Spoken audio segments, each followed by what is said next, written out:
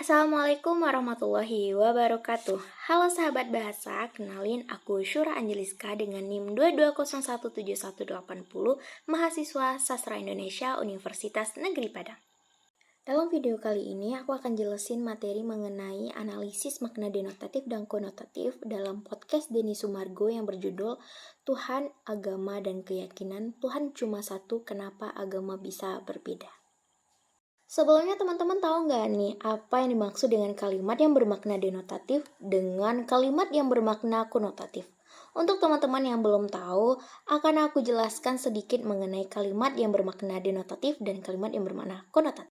Makna denotasi bisa kita artikan sebagai makna yang sebenarnya sesuai dengan penjelasan dari Cheyer tahun 2009. Makna denotasi itu sesuai dengan hasil observasi menurut penglihatan, penciuman, pendengaran, perasaan, atau pengalaman lainnya. Makna konotasi bisa diartikan sebagai makna kiasan, artinya konotasi yang melekat pada suatu kata ataupun kalimat, kemudian memiliki makna yang bukan sebenarnya. Secara singkat, ada makna lain yang terkandung di dalam kata ataupun kalimat tersebut. Berikut penjelasan mengenai 10 data yang ditemukan dalam podcast Denny Sumargo yang mengandung makna denotatif. Simak ya. Data 1, tuturan yang diucapkan oleh Ustaz Khalid, yaitu itu boleh-boleh saja karena ia menyukai pakaian itu. Ia berada di suatu komunitas muslim lalu ia memakainya. Itu tidak ada masalah. Makna pakaian dalam kalimat itu adalah busana yang digunakan dalam menutupi bagian-bagian tubuh. Pakaian dalam kalimat tersebut merujuk kepada busana yang digunakan oleh kaum muslimin seperti jilbab, kopea, kain sarung, dan lain-lain. Ustadz Khalid secara langsung memberikan makna kepada pendengar bahwa pakaian dalam kalimat tersebut mengarah kepada busana yang dipakai oleh kaum muslimin. Selanjutnya data nomor 2 yang masih diucapkan oleh Ustadz Khalid yang berbunyi, tapi kalau orang salah gunakan, dia menggunakan untuk menipu, itu yang tidak boleh. Makna menipu dalam kalimat tersebut berarti melakukan tindakan dengan tipu muslihat, kebohongan untuk menguntungkan diri sendiri. Kata menipu menjelaskan makna dari tipu muslihat yang dilakukan oleh beberapa oknum yang menggunakan pakaian orang muslim untuk mempengaruhi pandangan orang terkait agama Islam sendiri. Perbuatan tersebut sering memberikan dampak negatif kepada masyarakat terhadap agama Islam. Misalnya ada oknum yang melakukan tindakan mencuri dan dia memakai pakaian muslim, lalu dicap sebagai orang yang beragama namun tidak bernorma. Lalu orang-orang akan menganggap bahwa agama Islamlah yang salah, padahal belum tentu orang tersebut benar-benar orang yang menganut agama Islam. Selanjutnya data 3, tuturan yang diucapkan oleh Denny Sumargo yang berbunyi, terkait video tersebut, Ustadz, banyak masyarakat yang mengatakan perempuan tersebut melakukan penistaan agama. Itu bagaimana Ustadz? Makna penistaan dalam kalimat tersebut adalah tindakan yang merendahkan atau menghina agama atau kepercayaan seseorang. Dalam hal ini, tindakan tersebut dianggap sebagai menghina atau merendahkan agama Islam. Padahal oknum tersebut merupakan penganut agama Islam sendiri. Tindakan yang ia lakukan sama sekali tidak mencerminkan perilaku seorang muslimah. Ia menggunakan pakaian menutup tubuh, namun membentuk lekuk tubuhnya sendiri, sehingga orang lain bisa melihat lekuk tubuhnya dan beranggapan bahwa semua wanita muslimah sama dengan oknum tersebut.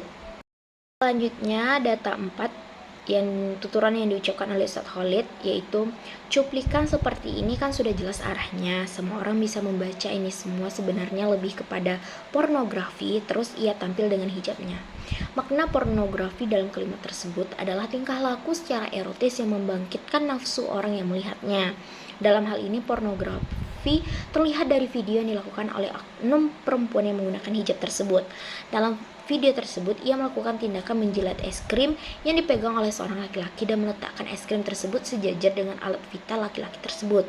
Video tersebut memberikan tontonan pornografi kepada penonton yang melihatnya.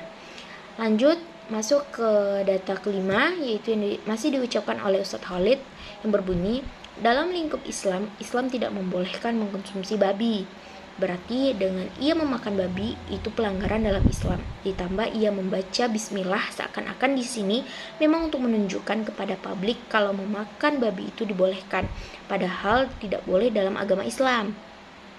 Makna konsumsi dalam kalimat tersebut adalah kegiatan individu untuk memenuhi kebutuhan dirinya sendiri, baik berupa bahan makanan ataupun bahan produksi. Hal ini menjelaskan maksud dari video yang beredar adanya seorang muslimah yang memakan makanan dengan lauk babi dan membaca bismillah sebelum makan serta mengunggahnya di media sosial. Hal ini sontak membuat warganet heboh atas video tersebut.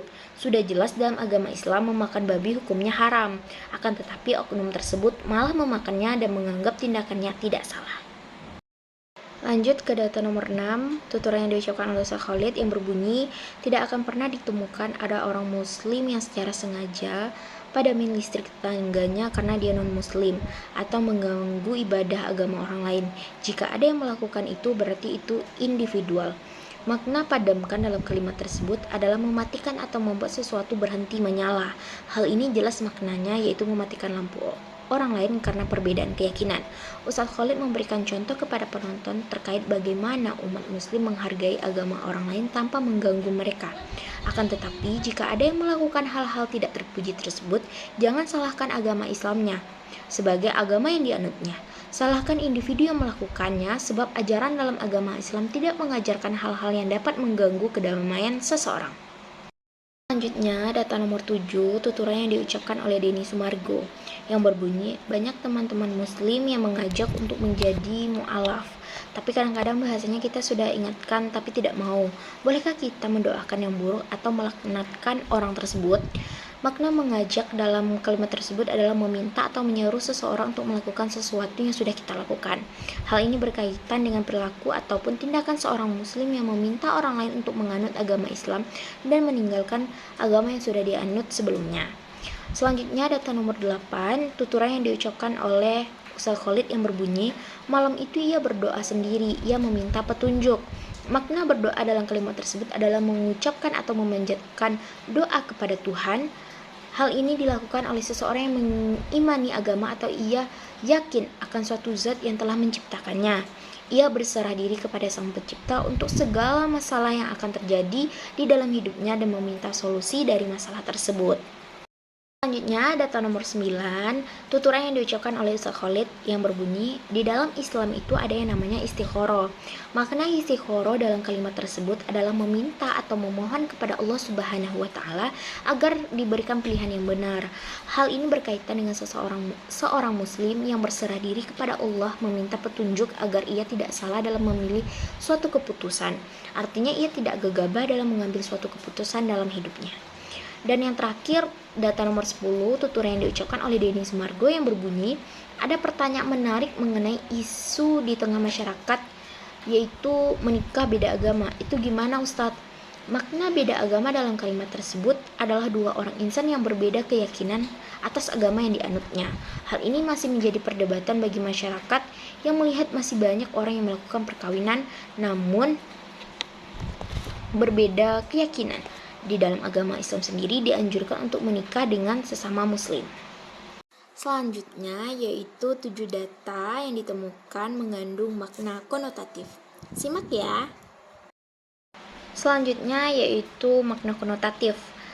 Data pertama yaitu tuturan yang diucapkan oleh Ustaz Khalid yang berbunyi, kalau dalam Islam kalau sudah sampai terjun kepada eksekusi perbuatan seperti sudah berzina itu baru ada hukum khususnya.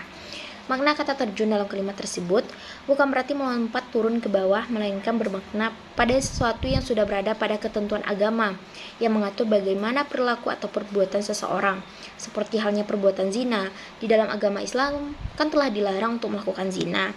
Apabila hal itu sudah terjadi, maka oknum yang melakukan zina tersebut harus menerima konsekuensinya.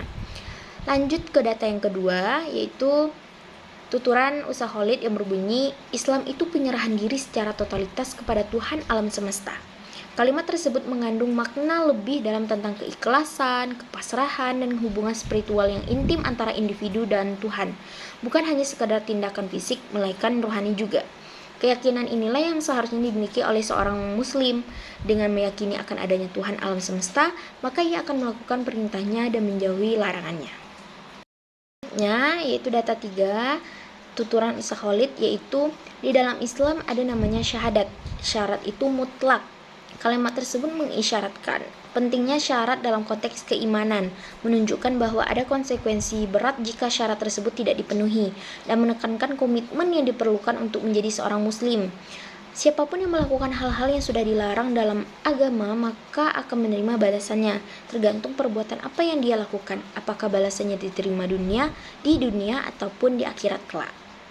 Selanjutnya data nomor 4, tuturan dari Ustaz Khalid, yaitu saya bersaksi tidak ada Tuhan yang berhak disembah selain Allah, maka tidak ada Tuhan-Tuhan lain. Seperti batu, pohon yang dianggap Tuhan, itu bintang-bintang, itu tidak ada, ditolak semuanya. Hanya satu yang mengerucut kepada Tuhan itu, Allah Subhanahu wa Ta'ala. Kalimat tersebut menyiratkan penolakan terhadap penyembahan berhala dan menunjukkan eksklusivitas dalam kepercayaan yang dapat mencerminkan konflik dengan pemahaman agama lain. Dengan keyakinan mengimani agama Islam, maka pemeluk agama Islam hanya berkeyakinan bahwa hanya Allah Subhanahu wa Ta'ala, Tuhan pencipta alam semesta. Selanjutnya data nomor 5, tuturan yang diucapkan oleh Ustaz Khalid, yaitu kalau dia sudah mengikrarkan saya beriman kepada Allah dan bersaksi tiada Tuhan selain Allah dan Nabi Muhammad itu utusannya, maka ia dikatakan seorang muslim. Kalimat tersebut menandakan komitmen yang dalam dan kesadaran spiritual yang kuat, bukan hanya sekedar pernyataan yang diucapkan oleh seorang muslim. Dengan begitu dia bisa dikatakan sebagai seorang muslim karena sudah mengakui Allah Subhanahu wa Ta'ala sebagai Tuhannya dan meninggalkan keyakinan sebelumnya. Lanjut ke data nomor 6, yaitu tuturan yang diucapkan oleh Ustaz Khalid, yaitu tidak boleh minum minuman keras. Itu bukan berlaku di Indonesia saja, tapi berlaku di seluruh dunia dan bagi semua muslim. Kata minuman keras bukan berarti minuman yang keras wujudnya, melainkan bermakna segala jenis minuman yang memabukkan sehingga dengan meminumnya menjadi hilang kesadarannya. Dengan begitu pernyataan tersebut menekankan kepada hal-hal yang dilarang dalam agama Islam, terutama minuman keras. Dan data terakhir yaitu tuturan yang diucapkan oleh Ustaz Khalid yang berbunyi, jangan kita berdoa di kondisi ada campur tangan pihak ketiga atau pemikiran-pemikiran yang lain. Kata campur tangan dalam kalimat tersebut bermakna adanya keikutsertaan orang lain dalam menyelesaikan permasalahan yang sedang kita hadapi. Artinya dalam konsep berdoa kita benar-benar menyerahkan sepenuhnya keputusan kepada Sang Pencipta tanpa adanya orang lain atau pemikiran yang lain. Makna denotatif dan konotatif dalam podcast Tuhan, Agama, dan Keyakinan. Tuhan cuma satu, kenapa agama bisa berbeda, sudah dijelaskan. Selanjutnya materi mengenai fungsi makna denotatif dan konotatif sebagai topik bahasan dalam podcast tersebut. Simak ya. Makna denotatif adalah makna dasar atau makna langsung dari kata atau frasa yang bebas dari interpretasi tambahan atau subjektivitas. Dalam konteks podcast ini, makna denotatif digunakan ketika berbicara tentang hal-hal yang sudah umum atau netral terkait agama, seperti Tuhan, agama, dan keyakinan. Fungsi makna denotatif adalah untuk menyediakan dasar informasi atau pemahaman yang lebih objektif bagi pendengar. Dengan memahami makna denotatif, pendengar bisa mengetahui dasar perbedaan agama baik dari sudut pandang yang lebih faktual dan tanpa melibatkan interpretasi pribadi ataupun emosional. Fungsi makna konotatif. Makna konotatif adalah makna tambahan yang bersifat subjektif dan emosional, dipengaruhi oleh perasaan, nilai, ataupun pengalaman seseorang. Dalam podcast Denny Sumargo ini, makna konotatif berfungsi untuk menyampaikan pesan yang lebih emosional dan reflektif. Misalnya ketika membahas Tuhan cuma satu, kenapa agama bisa berbeda? Konotasi ini membawa kita kepada refleksi tentang makna persatuan, toleransi, dan nilai-nilai universal dari berbagai agama yang memiliki Tuhan yang sama namun diinterpretasikan berbeda. Makna konotatif juga membantu pendengar merenungkan pengalaman atau perasaan pribadi terkait keimanan, yang bisa memicu pemahaman lebih mendalam terhadap keyakinan orang lain. Dengan menggunakan makna denotatif dan konotatif, podcast ini mengajak pendengar untuk memahami perbedaan agama tidak hanya dari sisi ajaran, tetapi juga dari sudut pandang pengalaman batin, nilai-nilai, dan pemaknaan personal yang lebih luas. Materi terakhir mengenai pengaruh makna denotatif dan konotatif bagi pendengar podcast Tuhan, Agama, dan Keyakinan. Tuhan cuma satu, kenapa agama bisa berbeda? Simak ya. Konotatif adalah makna harfiah atau literal dari kata-kata yang digunakan, tanpa tambahan perasaan, emosi, ataupun persepsi subjektif. Dalam judul dan isi podcast ini, yaitu Tuhan secara denotatif merujuk pada sosok yang dipercayai sebagai pencipta alam semesta dalam berbagai keyakinan agama. Agama secara denotatif merujuk pada sistem kepercayaan dan ibadah yang dianut oleh kelompok tertentu. Keyakinan berarti kepercayaan atau rasa percaya yang kuat terhadap sesuatu. Dalam diskusi, ketika Denny Sumargo membahas soal Tuhan cuma satu, makna denotatifnya menyatakan bahwa hanya ada satu sosok atau kekuatan utama yang menjadi sumber penciptaan. Kenapa agama bisa berbeda, juga memiliki makna literal tentang keanekaragaman agama di dunia. Makna konotatif adalah makna tambahan yang dibawa oleh kata-kata tertentu berdasarkan emosi, budaya, ataupun pandangan subjektif. Dalam podcast ini, konotasi yang muncul bisa sangat kaya dan tergantung pada persepsi pendengar. Di sini saya menyimpulkan dua persepsi. Yang pertama, Tuhan cuma satu, artinya membawa konotasi kesatuan dalam ketuhanan yang mungkin bertujuan mengajak pendengar melihat persamaan dalam keberagaman agama. Dan yang kedua, kenapa agama bisa berbeda dapat memberikan konotasi pertanyaan filosofis yang menggugah pikiran, mengajak pendengar merenung mengapa keyakinan bisa bervariasi meskipun tujuan spiritualnya mungkin sama. Pembahasan ini berpotensi menimbulkan respon emosional pada pendengar, tergantung pada latar belakang keagamaan atau spiritual masing-masing. Banyak pendengar mungkin merasa diingatkan untuk melihat persamaan daripada perbedaan, sedangkan yang lain mungkin merasa didorong untuk merenungkan keyakinan mereka sendiri.